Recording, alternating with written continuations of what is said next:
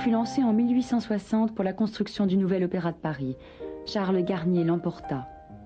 Pour le considérable programme sculpté de son bâtiment, il fit appel à son ami Carpeaux. Il était comme lui ancien élève de la petite école, ancêtre de l'école des arts décoratifs, et comme lui, fils d'une dentelière. Carpeaux écrit en 1863 « Je suis dans la plus grande joie, car je viens d'être choisi par Garnier pour remplir une des plus belles pages de l'opéra. Je suis chargé de faire un des grands bas-reliefs de la façade dans l'esprit de l'Arc de Triomphe. » De son côté, Garnier écrit au sculpteur « Mon cher Carpeaux, je t'adresse le plâtre et le dessin pour le groupe de la façade. Avant de commencer, tâche de voir Guillaume. » L'académicien à qui avait été commandée la musique instrumentale pour la même façade. « Il a déjà fait quelques esquisses et c'est à peu près ce que je veux. »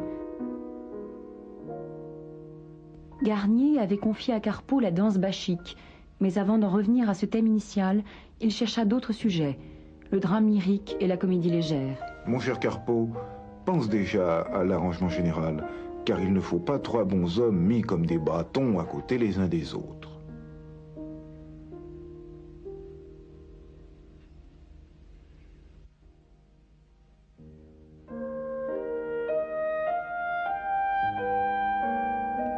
Ce modèle resta à l'agence d'architecture de l'Opéra, dans le bureau de Garnier, qui en oublia la signification. Dans le livre où il raconte avec gaieté la genèse de son opéra, il donne une description qui n'a plus rien à voir avec le sujet. Adam et Ève conseillés par le diable. J'ai encore cette esquisse sous les yeux. J'admire sa vivante facture, mais c'est toujours pour moi une scène de paradis perdu. Carpeaux en revint à la danse. Le marquis de Pienne, son protecteur, avait proposé un menuet. Garnier se vanta d'avoir trouvé l'idée d'une ronde autour d'un génie inspirateur. Garnier... Carpeaux prit une plume, un bout de papier, et en un instant traça quelques lignes se coupant à merveille. Quelques mouvements se composant le mieux du monde, et bref, 5 minutes après, son groupe était trouvé. Carpeaux au marquis de Pienne, 21 novembre 1865. Garnier est venu hier. Vous dire, ami, tout ce que ce garçon a subi devant ma composition est impossible à décrire. Il n'y est plus. Il n'a rien vu de semblable. Il veut faire recommencer les 3 autres groupes sur le plan que j'ai adopté. Garnier? Je trouvais le modèle superbe. J'étais émerveillé de sa composition si vivante, du modelé palpitant de ses figures d'argile. Et somme toute, je me disais, eh bien, si le monument pâtit un peu de l'exubérance de mon sculpteur, ça ne sera qu'un petit malheur. Tandis que ça en ferait un grand si, m'entêtant dans mes idées, je privais la France d'un morceau qui sera certes un chef-d'œuvre.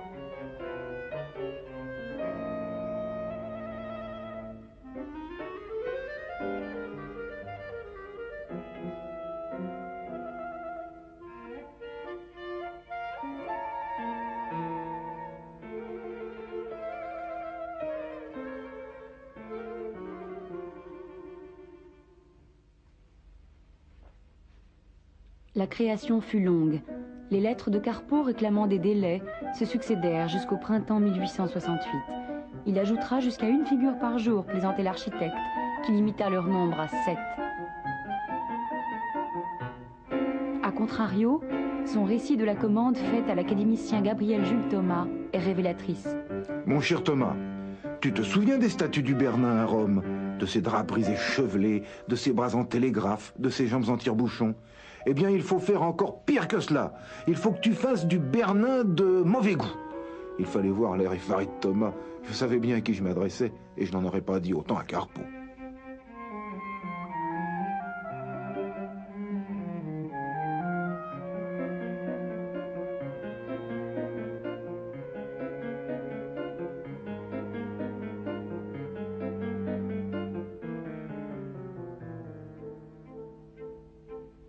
Le génie de la danse, féminin à l'origine, devient masculin. Pour le corps, aurait posé le menuisier Visa. Et pour le visage, la princesse de Rakovica.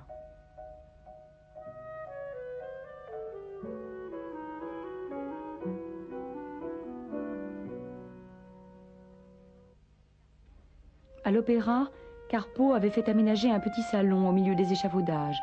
Il écrivait à sa jeune épouse Amélie, qui ne voyait plus guère. Cher et tendre ami, quelques hommes chancellent par l'effet de la fatigue. Dieu me soutient d'une manière inouïe, car je résiste à des fatigues inconcevables. La volonté seule est plus forte que le corps. Ne t'inquiète pas, je dois être à mon poste jusqu'à la dernière heure. Enfin, il demanda à Garnier d'enlever les échafaudages. Le 27 juillet 1869, la danse fut découverte. Ce fut aussitôt le scandale.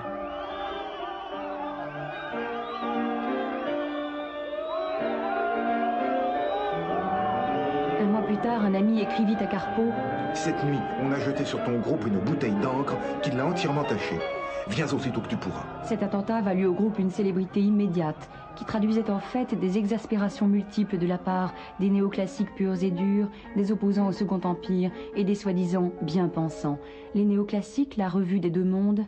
Ce sont des femmes communes, peu choisies, déformées par les vêtements qu'elles ont quittés et qui dansent non pour danser, mais pour compléter leur vie commencée. Déformées par les vêtements. C'est la critique des tenants de la beauté idéale contre les tenants du réalisme. Carpeau le savait bien, lui qui écrivait au marquis de Pienne. Les membres de l'Institut vont nous jeter par-dessus les toits. Ils me recevraient avec des fourches. Ils se contentèrent de ne pas le recevoir du tout au sein de leur compagnie.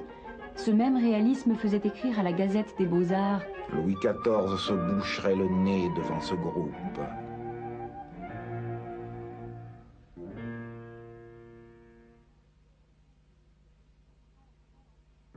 Les opposants au Second Empire, Jules Clarty. C'est l'allégorie la plus vraie de nos mœurs actuelles et de nos goûts. C'est la personnification même de l'art, de la littérature et du plaisir sous le Second Empire. Voilà bien l'art de ce quart de siècle, cet art nerveux et fou, saccadé, secoué, malade et incomparable. C'est l'épilepsie régnante, le déchaînement des appétits, la soif du plaisir, le besoin ardent des voluptés brutales qui emportent ce temps et produisent la névrose universelle. Les filles de Carpeau disent « au plaisir », la femme de Rude crie « aux armes ». C'est une ignoble bravade du bas empire. Les bien-pensants, vicomtes de Salelles. J'ai une femme, monsieur. J'ai des filles passionnées pour la musique et qui vont souvent à l'opéra. Cela leur sera impossible maintenant, car jamais je ne consentirai à les mener dans un monument dont l'enseigne est celle d'un mauvais lieu. Louis Veuillot. Les chefs-d'œuvre, comme celui de monsieur Carpeau, sont pour le chrétien l'objet d'un mépris et d'une patience sans limite.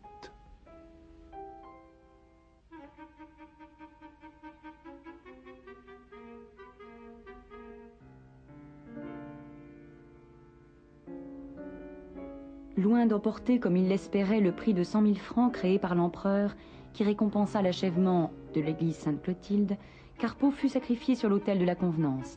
Une pancarte avait été placée au pied du monument. Ce n'est pas la tache d'encre qu'il fallait enlever, mais bien ce groupe d'une indécence révoltante. Il faut qu'il disparaisse, sinon il sera brisé.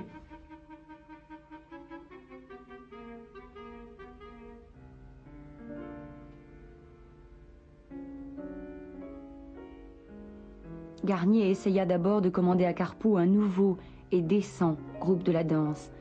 Carpeau notifia son refus dans les journaux.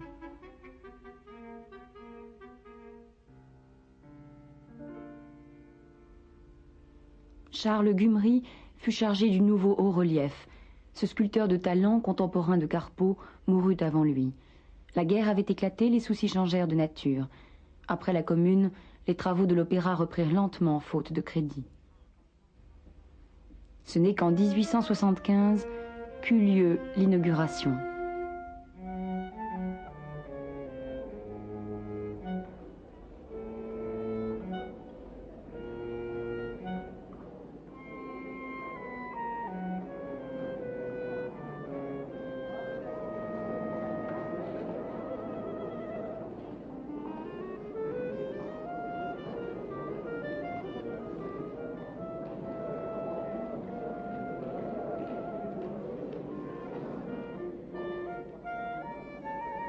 Cette année-là, Carpeaux mourut à l'âge de 47 ans.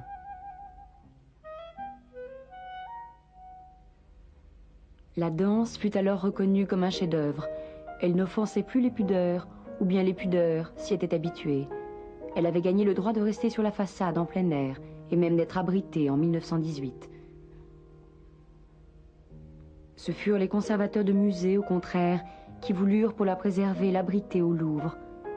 Les pourparlers, qui avaient échoué en 1906, aboutirent en 1964. Une copie exécutée par Belmondo et son atelier remplaça l'original à l'opéra.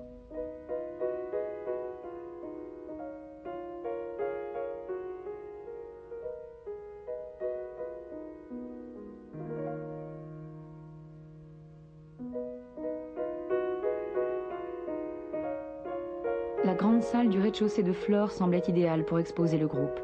Les chefs-d'œuvre de Carpeaux allaient cohabiter. Cette solution, que l'on crut définitive, n'aura vécu que 22 ans. En 1986, la danse sera exposée au musée d'Orsay, où seront présentés l'art et la civilisation de la seconde moitié du XIXe siècle.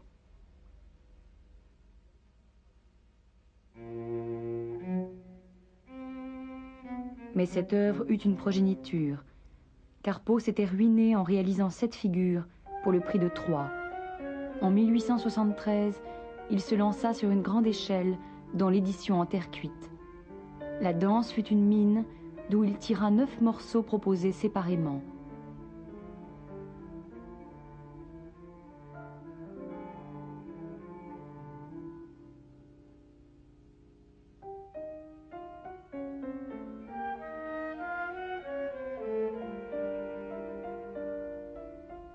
Avec 3 des bacchantes se donnant la main, il composa une nouvelle ronde.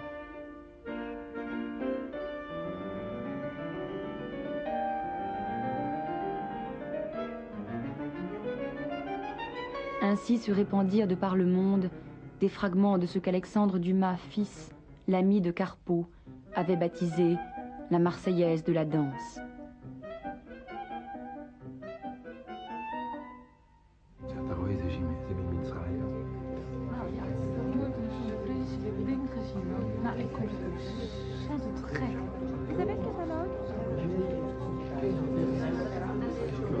Ça vous dit, les expositions, les expositions.